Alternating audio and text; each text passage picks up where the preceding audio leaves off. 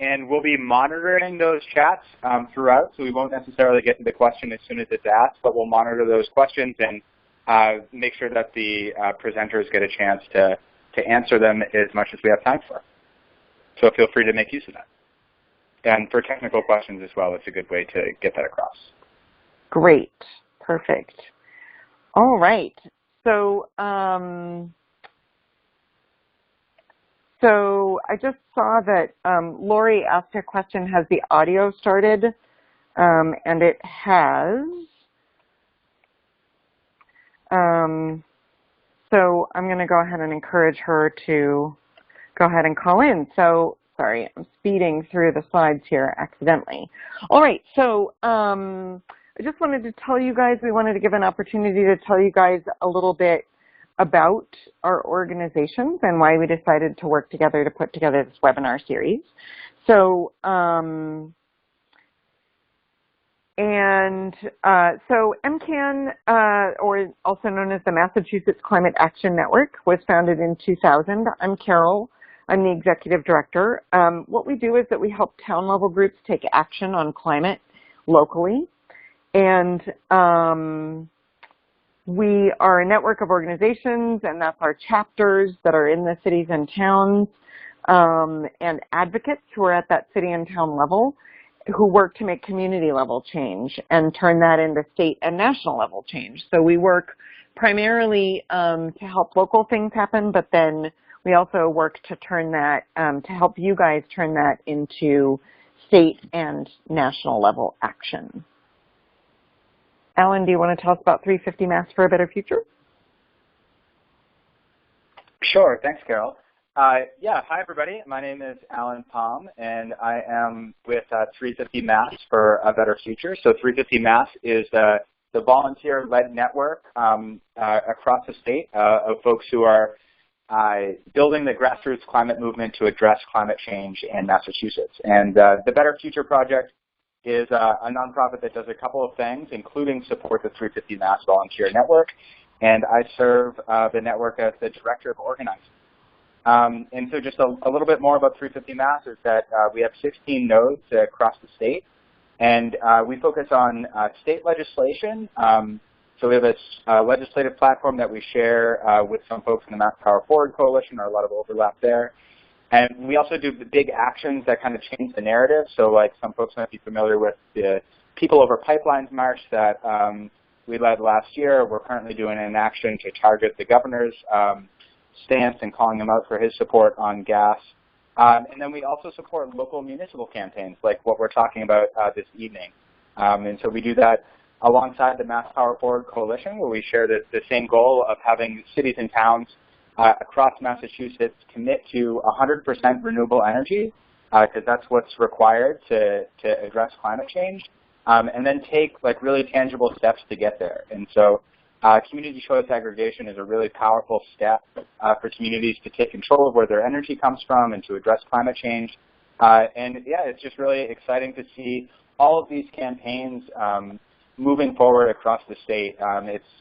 In imagining where we'll be a year from now with so many more cities and towns winning these resolutions and making these changes. And so collaborating and sharing knowledge across the networks and amongst organizations has been really key to that. And so I'm happy to be here this evening with you all. Yeah, and just to say a little bit, I want to say thank you to the Mass Power Forward Coalition. Both MCAN and 350 are founding members of the Mass Power Forward Coalition, and basically we're working together on this series of webinars because MCAN chapters have done a lot of these projects at the local level, and so we wanted to get an opportunity to share the knowledge base both within MCAN's network but also outside of it. So for all the folks who are working on climate change solutions across Massachusetts, because we need to win this, and we'll highlight this towards the end, but we built a toolkit. MCAN built a toolkit working with some other folks to help advocates in towns get local projects and policies done, and community choice aggregation is one of the tools that we've identified that folks can move forward with. So without further ado, we're going to start talking about what aggregation actually is. So you may hear aggregation called many, many different things. So community choice aggregation is the most, I would say, widely used name. It's also known as community choice energy. You might call it green aggregation or green municipal aggregation when it's done right. But it's essentially a process where cities or towns can aggregate, which is essentially bulk buying, and they switch the electricity of all the households and small businesses from basic service over to cleaner energy with any luck. And an energy broker is the one who actually helps the municipality get the energy, the amount of energy that they need and the mix that the town or city desires.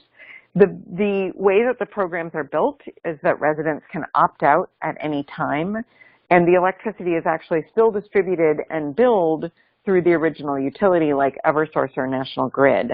So it's nice. They don't have to string you any new lines.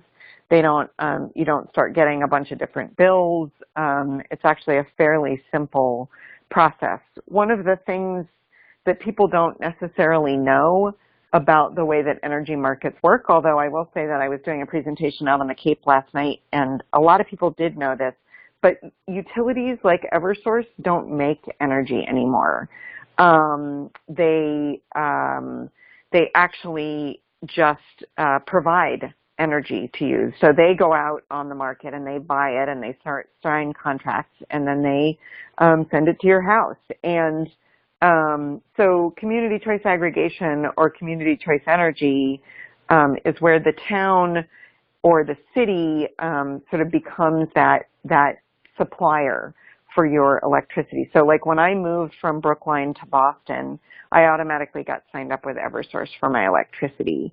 And if Boston was doing community choice aggregation or community choice energy as they're looking to do, I would still get my bill from Eversource, but instead my default supplier would actually be the city of Boston. And it's a really significant step that lets you cut your, sorry for that spurious apostrophe there, but it lets you cut your climate pollution as a community. And the thing that we really like about it at MCAN, and the reason we've been encouraging for several years, folks to do it, is that it really lets residents and small businesses seamlessly switch to more renewable energy and to do the right thing on climate change. Frequently, people can get really stuck in the research, and we'll talk a little bit about that. But these two images side by side, the one on the left is sort of right now how our electricity works, and the one on the right is how community choice aggregation works. So the idea is that your delivery is still the same, the customer is still the same, but where you're getting your electricity is different. So you're trying to get it from cleaner, greener sources. And right now, Eversource is required to buy 12% clean electricity for all of us and for all of their customers. And but what we like about community choice aggregation is that it lets you push that number upwards so you can actually get more clean energy. There's somewhat of a long process for community choice aggregation to be approved. So this is sort of the town meeting process. It's essentially similar for a city council and a mayor, but basically, you know, you submit it to town, you submit a warrant article to town meeting.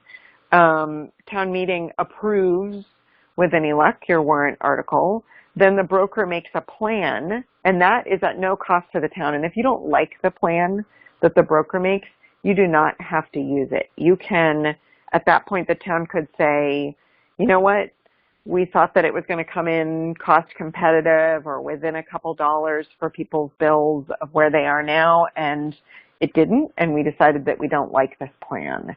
And they have no obligation to use the plan at that point. The Board of Selectmen approves the aggregation plan, and then it starts going through a state process, which is actually really fantastic because it protects the consumer. So the Department of Energy Resources reviews it, the Department of Public Utilities approves it, and then at that point, the electricity broker issues a request for proposals for a competitive supplier. And the town makes their choice at that point based on what suppliers come back. And the broker is actually responsible for publicizing the aggregation plan to the residents and the small businesses in the town. And they also handle all the opt-out requests.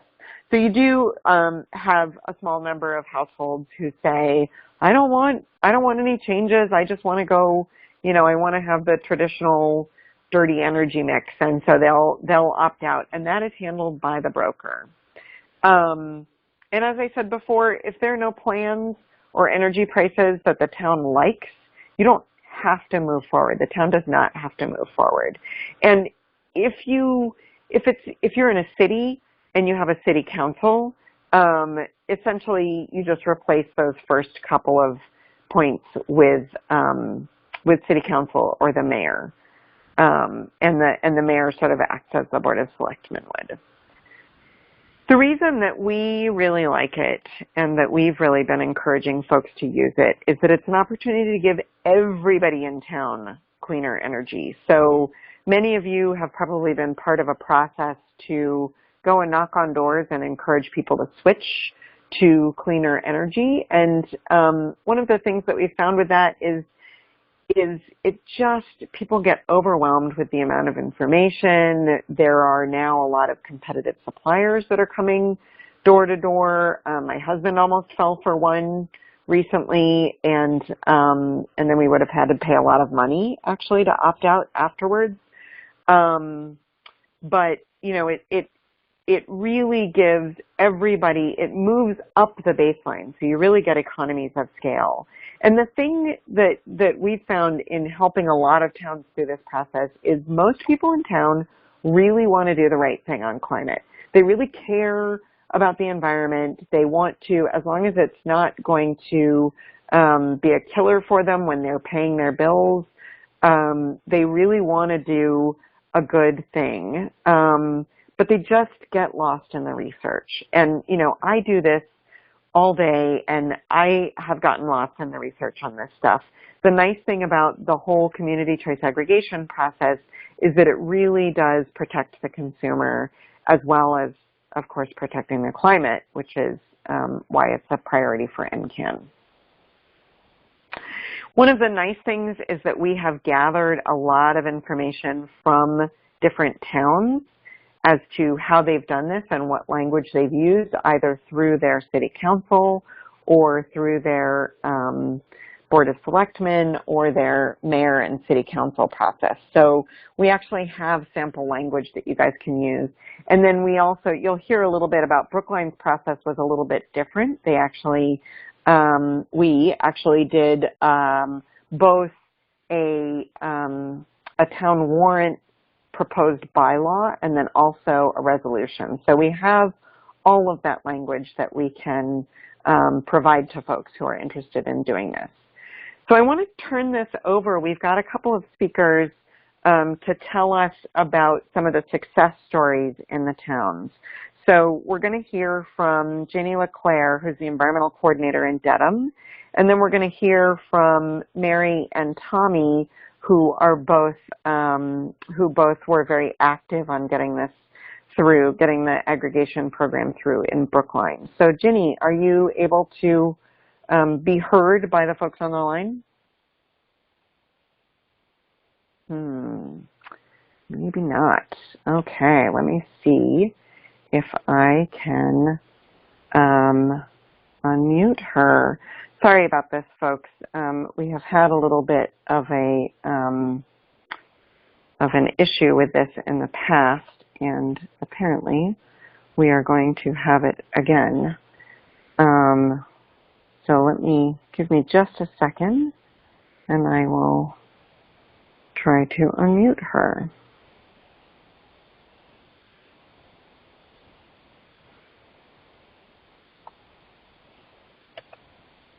Hi, Carol. Can you hear me? Yes, I can hear Oh, you. good. Great. Technology, it worked. I tell ya.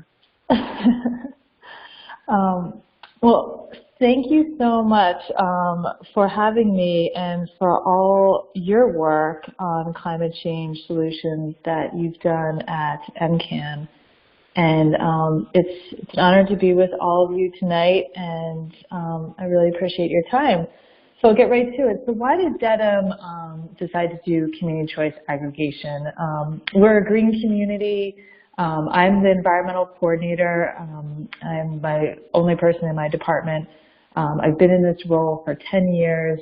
So Denham is forward thinking on environmental actions. And the reason why we looked at this was our new town manager, Jim Kern, brought this to our attention. He had come from another community, and they were looking at this in his community. And what he saw was, with increasing utility costs, especially between December 2012 and December 2014, that the electric supply rates were increasing by 40% and that they were going to continue to climb. And he looked at community choice aggregation as a solution to reduce electricity rates through the bulk purchasing program and to secure fixed rate term contracts for residents. He brought me into this discussion when, we began to look at our carbon footprint and our opportunity to add renewable energy into our portfolio. Can you advance the slides, Carol? Thank you. So again, the solution, there was a group that was just being formed. It's called SERPED, which is the Southeast Regional Planning and Economic Development District. It's an electric aggregation group. And this is a group that Denham joined. We're not part of this MPO area, but since our town manager had been in that region previously, we stuck with it.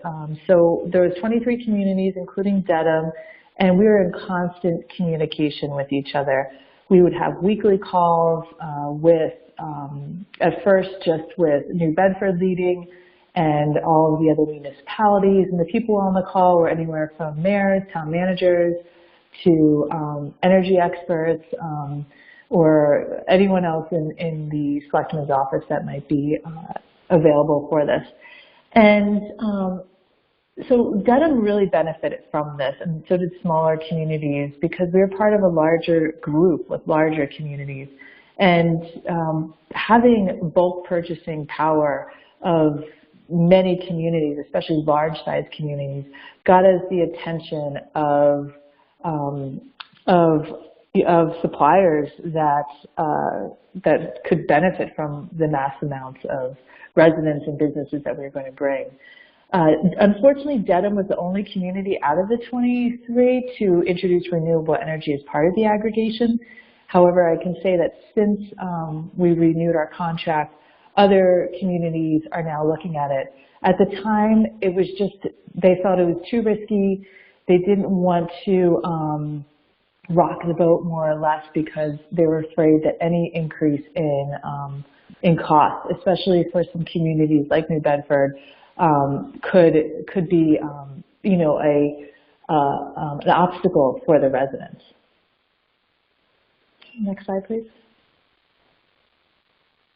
So we worked with in implementation with Ross Perry, who was SERPED's Director of Municipal Management, and was very informed on this subject. He began reaching out to communities April of 2015, and 7 communities, the initial 7 communities, hired Good Energy.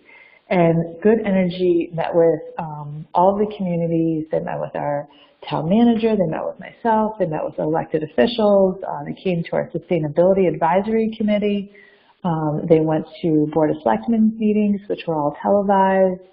And that's really how we got the word out about our program.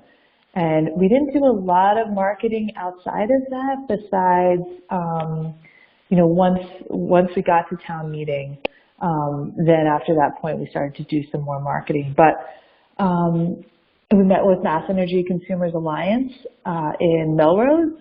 Martha in Melrose was instrumental in leading the way in green municipal aggregation, and we were lucky enough to follow her coattails.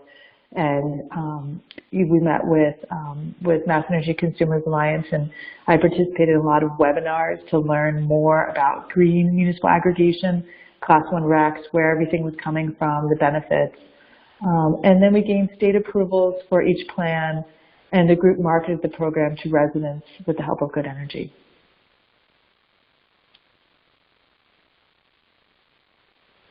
So Con Edison Solutions, who was later bought by Constellation, was selected as the group's supplier, and it was locked in at a flat rate of 0.0969 kilowatt hours for 2 years.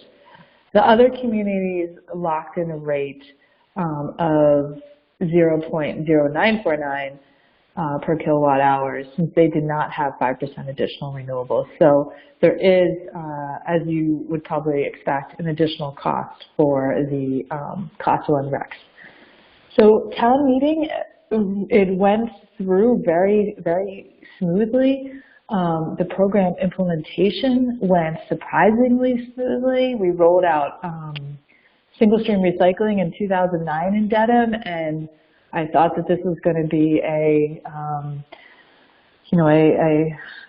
kickback to that program in terms of the amount of public response we got. But we really got very, very few public complaints. The complaints that we did receive were, more along the lines of, we don't want government making decisions for us, big government, those kind of issues. Most of the cost was comprised of staff time, and the only direct costs were from municipal legal counsel. All of the documents were reviewed by legal counsel, and for the group that came to $20,000.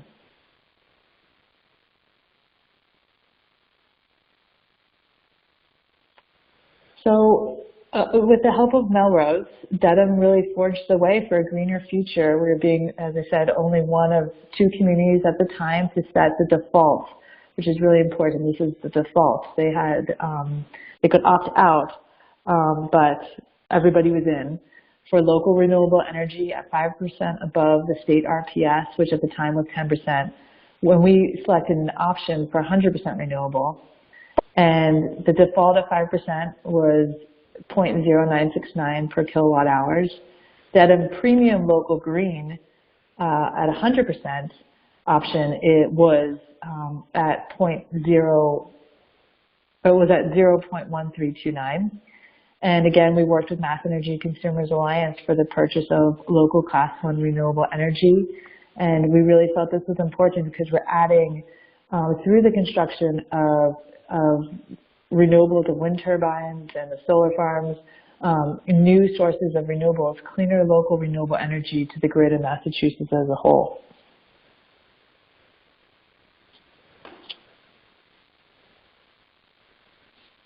And just to touch on that for a moment, we really felt 5%.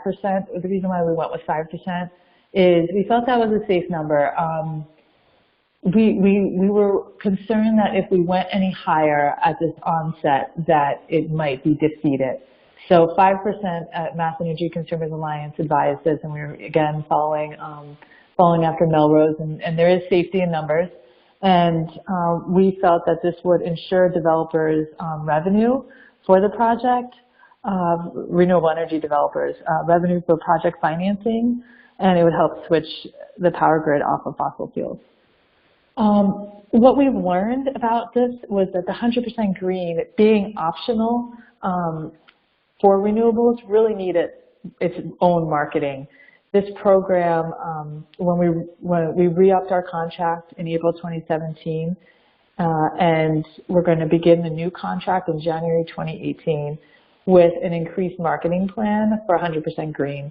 So all residents will receive a letter in December saying that we've renewed our contract. They'll list about the new provider, new supplier, and they'll talk about, the 100% green program, the cost of it, and the option for people to elect into it. So our new contract is with Public Power, which they're known as Public Power in Massachusetts. Other states, they're known as CREAs. And that, without the 5% green, is the 0.10122. And, oh, I left out with the 5% green. I'm sorry. Let me just tell you with the 5% green is 0.10272. So that's our new contract. And the results, you know, what we found is that by being responsive to the residents' concerns early and often, we limited issues. We provided residents with superior service that they wouldn't be able to gain individually through this bulk power purchase. And after 1 year, the program had a 91% customer retention rate. Can't say many programs that do have such a good retention rate. And as of January 2017, this municipal aggregation group is the third largest electric aggregation program in the U.S., serving 164,000 residential and commercial accounts in 23 municipalities. So that bulk power of purchasing really did help us get a improved rate. In 2017, we're projected to save $7.4 million as a group, and the town of Dedham, through this commitment, we will be increasing the amount of renewable energy on the New England grid, and we hope to continue to increase the amount of renewable energy that we can provide in the future. Thank you very much.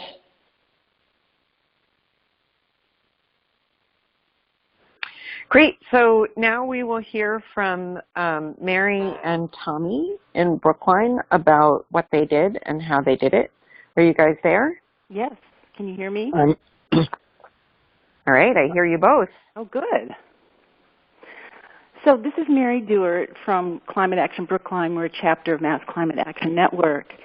And I wanted to just lead off by giving you an overview of why we decided to go for community choice aggregation, because it was really the biggest town-wide reduction action for CO2 that we could come up with. It allows reductions from all the residences and businesses, and it's not piecemeal. It's not just government buildings or newly constructed buildings. And what we really are excited about winning after nearly 2 years from starting a group to get it going to implementation, and was that the Brooklines projected to reduce the town's CO2 emissions by 36 million pounds, or 16,300 tons per year. So we were ambitious, and we met our goal, and we are really on a roll with community choice aggregation. Next slide. One of the good things that Brookline had before we started community choice aggregations is that Climate Action Brookline had experimented with a program that maybe some of you were aware of. It's called NSTAR Green through the NSTAR company before it became Eversource. And it allowed customers to opt into more expensive green power. And we figured out a way to try to sell this to local residents.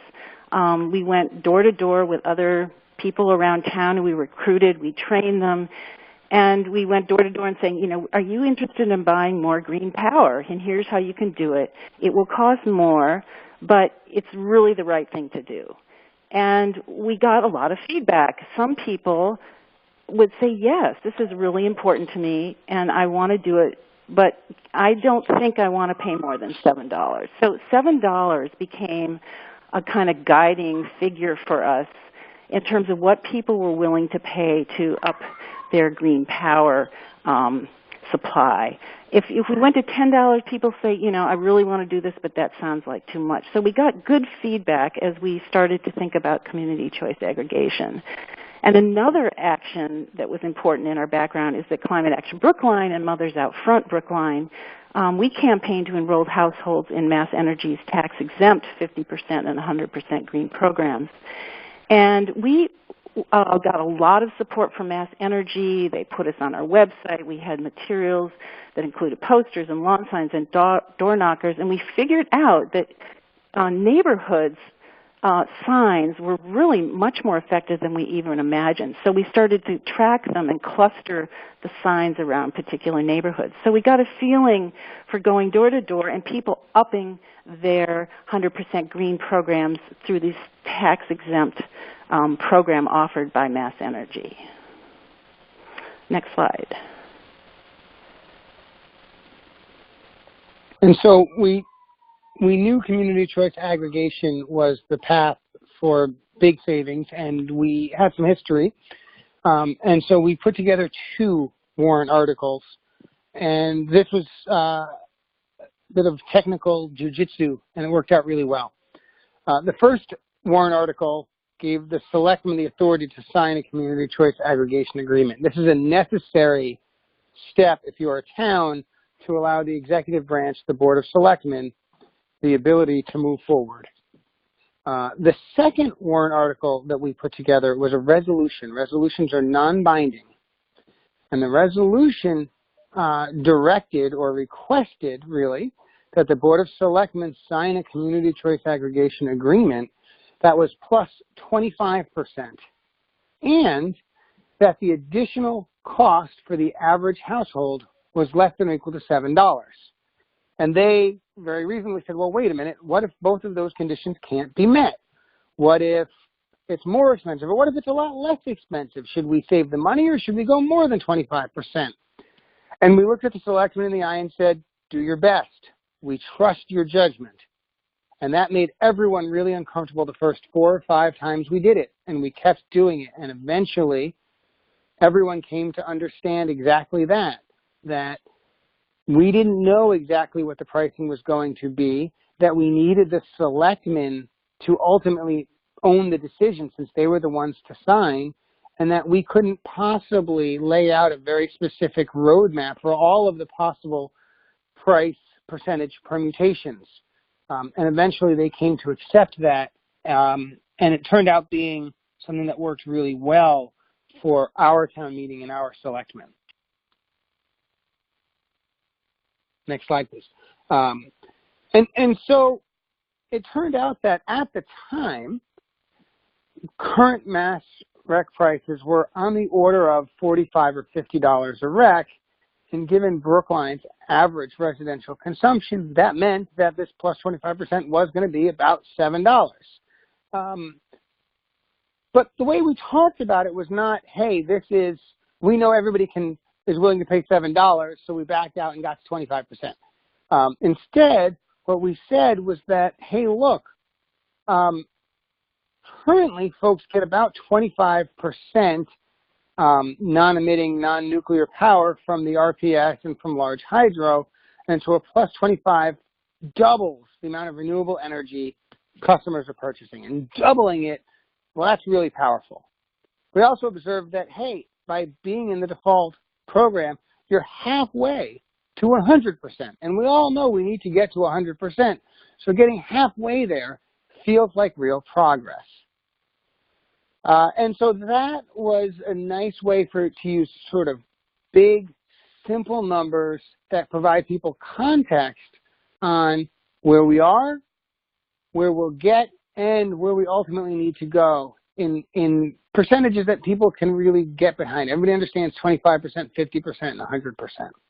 And then the other thing we did in our own bit of smug Brookline-ness is we said, hey, other towns are doing 5%, but we're Brookline.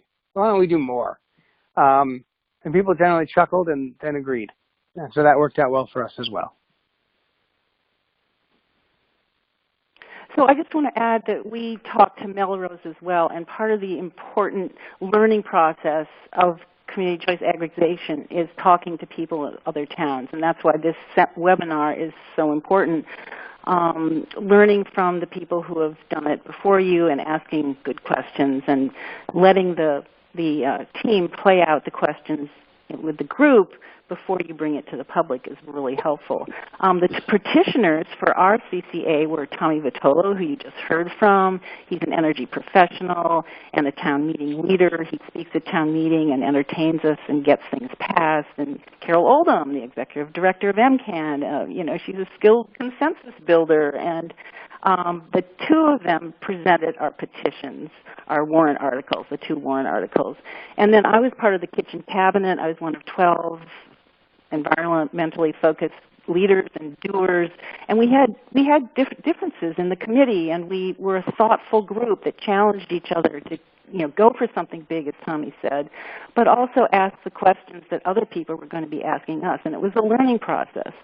The other players were the fact that Brookline Town Meeting has about 240 elected town meeting members, but we have about 70 new, relatively new Green Caucus members who are part of a group that meet and vote together on which warrant articles we're going to support, and we had Climate Action Brookline that began in about 2000. So we had a great group of environmentalists, many of whom are also town meeting members, and it's big enough to influence town meeting as well. And then we have a pretty green Board of Selectmen. It's been getting greener, and we are delighted that one of them has even introduced a green article to town meeting. And they were the group, as Tommy said, that were tasked with deciding if the town should proceed and with the implementation of CCA. And we really felt confident that we could reach them and talk to them and work with them as essential players, and that they would do the right thing with us and we could trust them. There's an advisory committee in town, and it's with a small c, it's more conservative. They're seen as a financial group in town, although they vote on all kinds of warrant articles. But we thought, they were probably going to be a bottleneck in the process, and were we going to embrace them or steamroll them? We didn't know where that was going to land. Tommy voted steamroll. We'll just blow past them and let them vote against it, and we'll win at town meeting. And Mary said, Tommy, I'm confident we can convince them if we're just sweet enough. And I said, I can't be that sweet. I'll let Mary do the talking. He gave a great presentation to advisory, and our jaws dropped because that vote was very successful. Then we had to get through the town meeting members in the event of town meeting, but it's gotten to be a greener body than it was 10 years ago. They're younger and younger people who are riding their bikes, people who are walking their kids to school. It's a much greener group. And then we had the town staff. We had the town council, the town administrator, and other staff of the Brookline's Climate Action Committee, which Climate Action Brookline helped to bring to the table. We started that, so we had a group inside of Town Hall, and they were really important and cooperative in the process and the implementation. Next slide. And so, we sort of gave two pitches, and only one was about the environment, and that is that this action, community choice aggregation, is the single biggest action a local government can take to reduce townwide emissions. It is the single biggest thing a local government can do to reduce townwide emissions. And furthermore, it costs nothing to the town budget, and it's non-intrusive. We're not digging up the roads. We're not installing a bunch of electric vehicle chargers. We're not going into people's homes and insulating them. You get this benefit just by signing a piece of paper. You don't have to actually do anything. And other towns are enrolling, so that's helpful too. But the other thing that people really got around to, there's this huge group of population who, they get that environmental stuff matters, and lots of other stuff matters, and they want to be good people, but they're not going to go out of their way. But then we started talking about, hey, all those phone calls you get, those, slick salesmen and those pamphlets about green, and they're trying to prey on you to get you to do the right thing, and you don't know if what they're offering is fair or does what it says it does. If the town does a program, we're going to make sure, we're going to require that anyone in the program can opt out anytime for no charge. And all those things, those folks bringing you flyers, they're not necessarily giving you that. We're going to make sure that both through the town's efforts and through the state regulatory agencies, DOER and the Utility Commission, that you're getting the real deal, that you're getting what you're paying for in terms of the green attributes. And if at the time we didn't know if we would be able to use mass energy, but we sure thought that was an option. We did end up using them.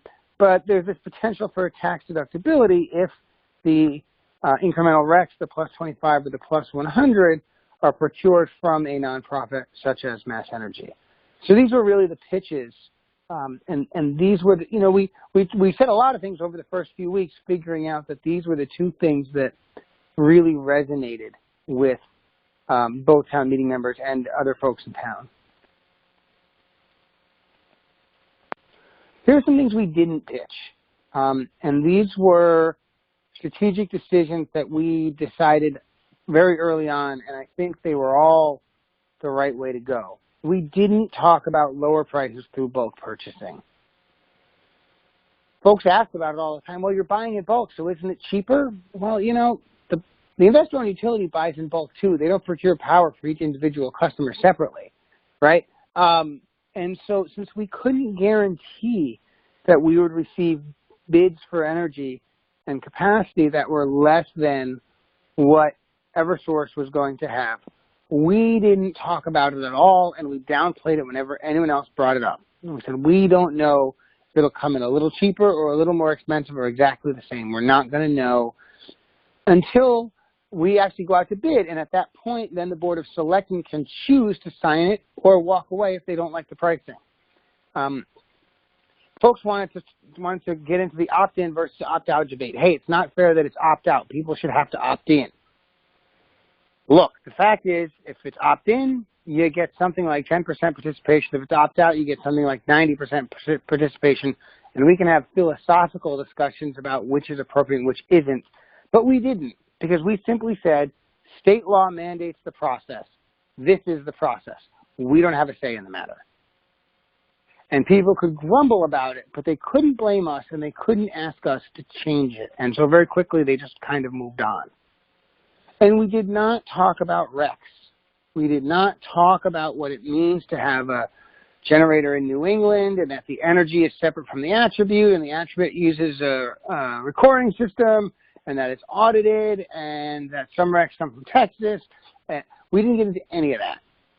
We stayed out of those weeds. Now, when someone brought it up in a public setting, what I would do is I would say, these are really detailed questions. We're going to keep it at a high level here and make it clear that the renewable energy we're getting is from New England. And then I would follow up with them offline, privately, and entertain these sort of detailed questions, which very often, are based in things that actually aren't factual, because most folks don't understand the complexities of the grid, and that's totally reasonable that they don't. But we didn't want to get bogged down in public with those conversations, because there's simply no way to have those conversations publicly in a way that's productive.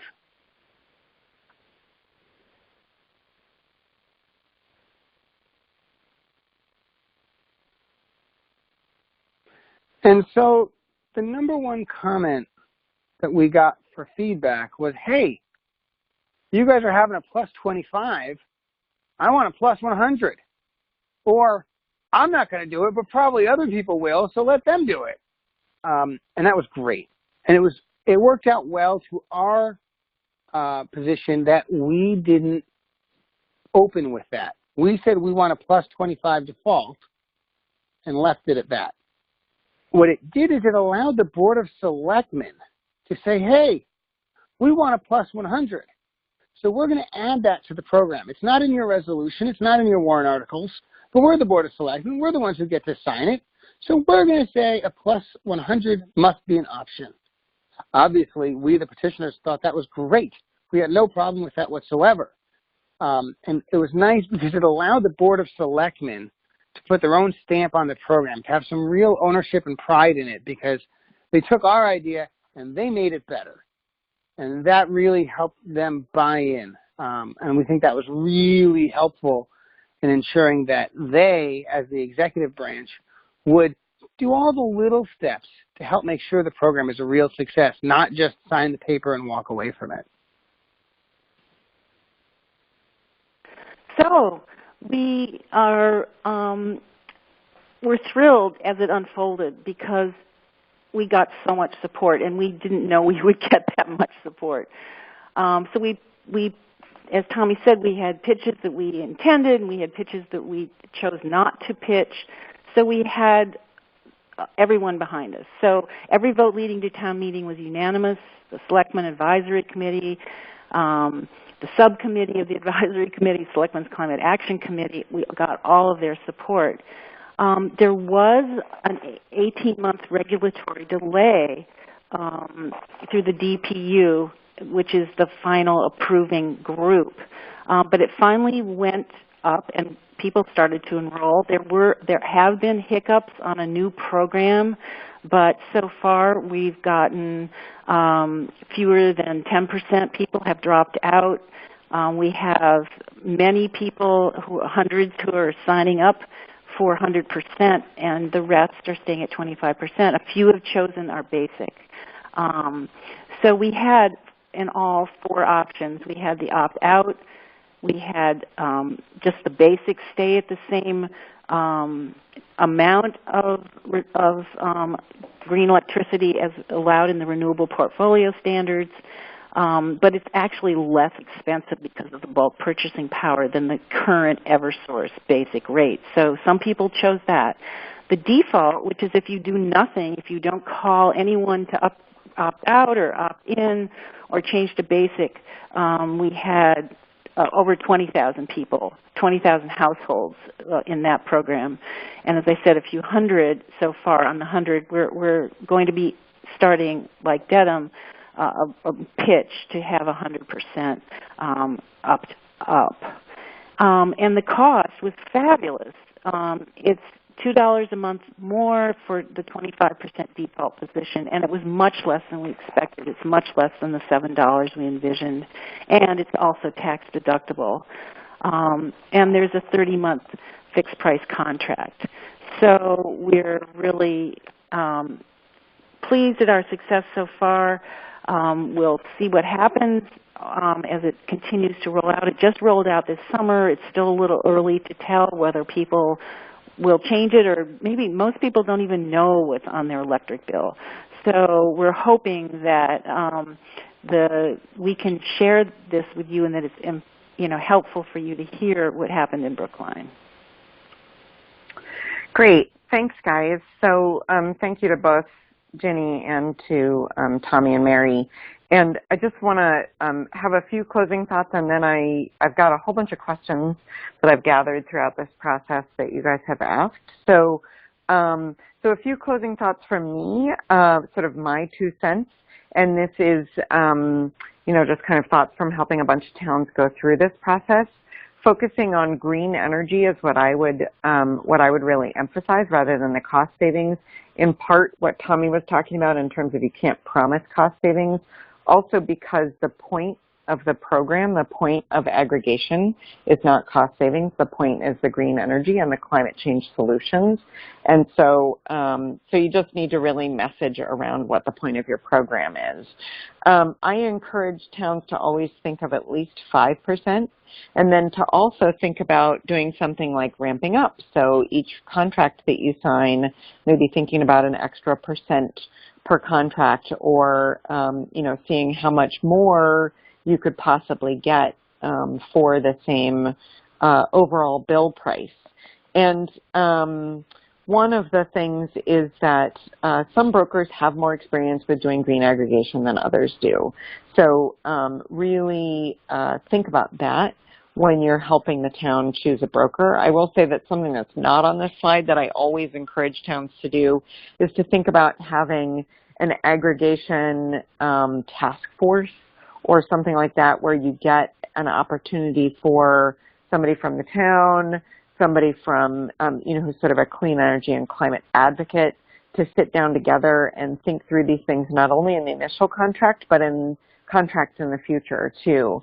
And last but not least, and I saw that Darcy had asked a question about this as well, but Class 1 renewable energy credits are really the best at getting rid of dirty energy. We always encourage folks to focus really on Class 1 renewable energy credits. And what that means is that it's certified, it's from the New England area, it's renewable energy like solar and wind, and it really is new resources that are coming onto the grid that therefore displace dirty energy. So those are just a few kind of thoughts from me, and Alan also had a couple of 2 cents to share with folks. Sure, thanks, Carol. Yeah, so just one thing I want to call out is that there are some previous webinars available that I want to recommend for folks. In particular, we did one with MCAN and Toxics Action Center about a month ago on winning the vote at town meeting. And you can find that on the MCAN or massclimateaction.org and go to past webinars. And it gives a lot of great details on how do you actually win the vote at town meeting. And so from that, I just want to call out a couple of sort of key takeaways that I think have been successful consistently in groups that have gotten these things done. So one is to build a leadership team that it's very unusual, for anybody to be able to make a project like this happen on their own. And so thinking about who you can work with, whether it's within the group, if you're part of an organized group like MCAN or 350 Mass, but also what are other groups that might have an interest in taking action on climate change. And so there's an example of that right now that I've been participating in down in New Bedford. A lot of different community organizations are working together to pass a resolution for 100% renewable energy in the city.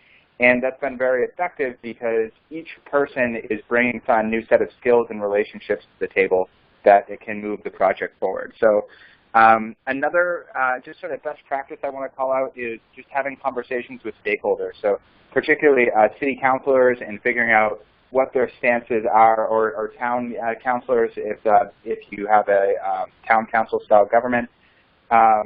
Talking to folks and figuring out where they stand on these issues already will sort of prepare you for the things that you need to do to actually get them passed and who you need to target, et cetera. And also talking to citizens. So an example of that is Newton, which is working on passing community choice aggregation in their town, is doing some pretty extensive door-to-door surveying to figure out what is the balance of the right percentage of renewables and the cost that is going to work for their town. So they're just getting out there and doing that research and also using it as an opportunity to sort of promote this idea.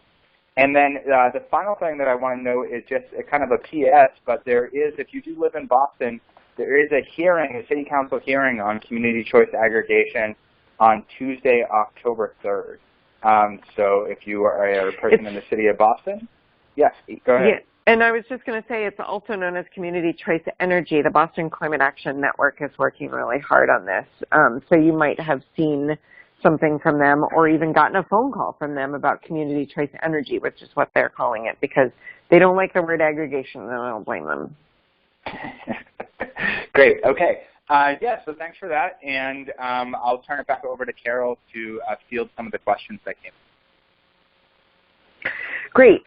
So our email addresses are up here. I think we had planned to stop at 8, but since there was so much good material here, we ran a little bit long. So so in terms of the questions that we've got, I'm just going to answer one straight off. Somebody asked, what if your town has a municipal light plant? If your town has a municipal light plant, come to a meeting that we're doing on Saturday. So send me an email. This is Carol.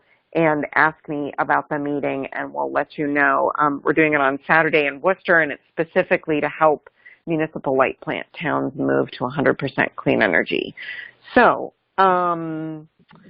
Ginny, one of the questions for you was, where did that $20,000 come from to cover the cost of the aggregation, sort of the staff side, the town staff side of the aggregation program? Sure. Can you hear me? Yeah. Okay, great. So that was municipal legal counsels that reviewed the energy supply contract. So that came from the legal budget. That was not $20,000 just for Denham. That was legal budgets that they consolidated for all of the communities, and the total of having various communities legal councils look at this came to $20,000. Great, thank you. So somebody asked if the Brookline 100% option was all Class 1 renewable energy credits. Mary or Tommy, do you guys want to answer that? my understanding is yes, because we're getting them. We have a different company that is actually working with Mass Energy, and the Mass Energy is a local supplier of who purchases Class 1 RECs for themselves, for their own programs, and now for the town of Brookline for this upcoming cycle, which is a 30-month contract. Yeah, Great, so thank you. This is Go Tommy. ahead, Tommy. To be a little more specific, the energy supplier takes care of the RPS obligation and meets the Class 1 obligation with Class 1 RECs from New England or deliverable to England, the Class 2 obligation, and so on and so forth. And then the plus 25 or plus 100 is met with New England Class 1 RECs procured from Mass Energy. Got it. Great. And somebody actually asked about Melrose. I can answer this, and then Ginny, you might have something to add, but I've actually talked to Martha Grover in Melrose about their program recently. So David asked what happened there. So Melrose is actually not in Eversource territory. They're in National Grid territory. So their pricing structure looks a little bit different. They were the first town actually to go ahead and do green municipal aggregation, and they were a real leader on this, and they were doing the 5% additional clean energy. And when they went to sign their most recent contract, they discovered that because of the difference in the pricing structure, it actually ended up costing households more. And because they had been really focused on keeping the price really close to what the Eversource price was, they'd made the decision to go ahead and suspend the program because the price differential was big enough. They went ahead and suspended their program, and they're going to start it back up next year. So early next year, they're hoping. And essentially, that's the point where the pricing is going to change a little bit in that National Grid territory. So if you are in a town that is in the National Grid territory, please let me know, and we can get you the information on kind of what timing might be the best for you. Frankly, if you're just starting the process, it's not something you have to worry about because the plan process and the town approval process is going to take you into next year anyways. But Ginny, do you have anything to add to the Melrose experience story? No, you covered it. Great. And I did see a question where somebody said, if I'm just, sort of here by myself in this town, and I'm interested in doing aggregation, who do I approach and how do I start? So I can tell you a little bit about sort of the successful process that I've seen, and I know probably Alan can chip in as well. I do think that rather than trying to do it as an individual, unless you have some really solid champions already in your town staff and on your Board of Selectmen or your City Council, I would actually start by, as Alan mentioned, building your team. So thinking about, is there, a sustainable blah, blah, blah in your town? Is there a 350 node? Is there an MCAN chapter? If the person who asked that question wants to send me an email, I can see if we've got any MCAN members in your town who you could connect with and see if they're interested in doing this with you.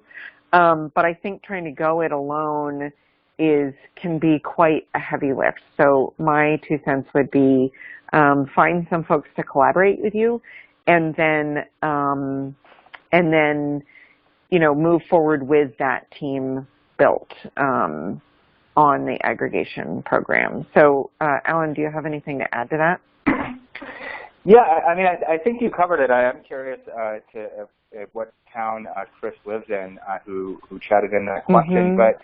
And he also suggested, maybe go to the Energy Committee.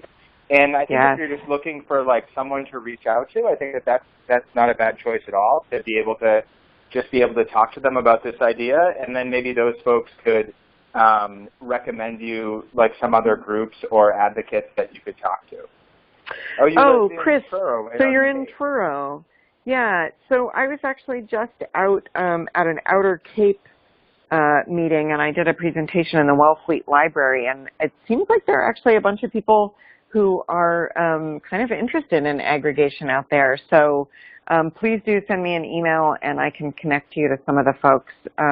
They're busy with a Solarize program, an Outer Cape Solarize program right now, but I think aggregation is a very reasonable next step for those 5 towns out there. Yeah, I'll just add that there is a 350 Mass Cape Cod node, and I know that there's also a lot of Sierra Club members out in the Cape. Yeah. So there are allies out there. Absolutely, and you guys should all work together, and everybody pulling together can get it done. Yeah, go ahead. Oh, just as underscoring something that was mentioned earlier, is that community choice aggregation is like one of the most, if not the most powerful steps that a municipality can take to address climate change. So I think that that's a great sort of framework when you're reaching out to climate and environmental groups like Sierra Club and trying to get people on board. So that's just to underline that messaging. Yeah. Yep, great point. So Susan says, my town, Lennox, is split between Eversource and National Grid. Do we have to negotiate separately with each utility? So I'm going to go out on a limb here, and Ginny, please correct me if I'm wrong, but essentially to do aggregation, you actually don't need to negotiate with the utility. It's more about some fixed costs that the utility imposes on you. It's possible that there would be different pricing for different parts of town. Ginny, do you know the answer to that? Yeah, so the broker should take care of that for you, and they look at Eversource and National Grid rates, so they would be able to look at both of those, and then that's something that they'll report back to you regularly, how the supplier that you would end up with would compete against Eversource and National Grid rates. Yeah, and actually, do you want to one of the questions that was asked earlier was about what's the process to select and secure a broker? And I know that there are a couple of different options in terms of the Metropolitan Area Planning Council has actually done a request for proposals and selected Good Energy working with Mass Energy to do, with the Mass Energy Consumers Alliance to do that sort of 5% green municipal aggregation. But did you guys have a different process in Dedham? So, yeah, we took comfort in the fact that MAPC had already vetted several suppliers and that they chose Good Energy, but we still wanted to do our own homework. So we had our sustainability committee members call for references for Good Energy. We talked to their past clients, which were mostly in Illinois. And then we looked at the past records of the other brokers that were out there, and some of them we thought had conflicts with the renewable energy aspects that we were trying to invoke. So ultimately we chose Good Energy. We thought that they had a really strong marketing platform, and in general, just having a broker is you're going through a vetted, trusted process, and it gives your residents a better option than trying to weed through whoever comes to your door, as someone was saying, or whatever flyer you get. Yep. Yeah, and I would just say that for folks, just as a sort of I guess maybe a warning, and I mentioned this earlier, but essentially, there are all these people who are coming and knocking on your door and saying, we can give you clean energy. And I think one of the nice things about aggregation is that, it has this really strong element of consumer protection.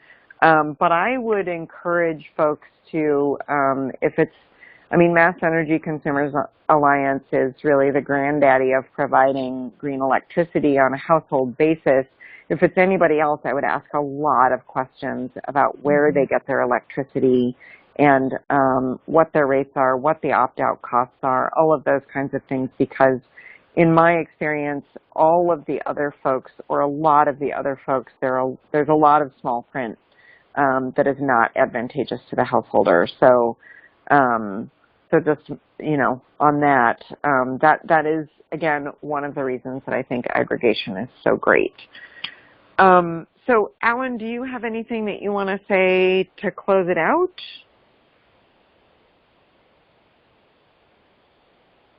Did we lose Alan? Yeah, oh, there you are. No, I'm still there. Yeah, the only thing I want to say is just to thank you, Carol, for doing so much work to put this together, as well as to thank Virginia and Mary and Tommy for the great presentations and all this useful information, and to to just express my gratitude to everybody else for getting on the call and being interested in pursuing community choice aggregation, and to encourage folks to get out there and get it done, and to certainly call upon Carol and myself to help connect you with any other resources. So those are final thoughts. Absolutely.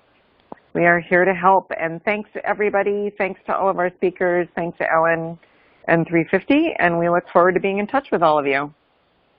Thanks, Carol. Great. Thank you so much. Thanks. Bye-bye.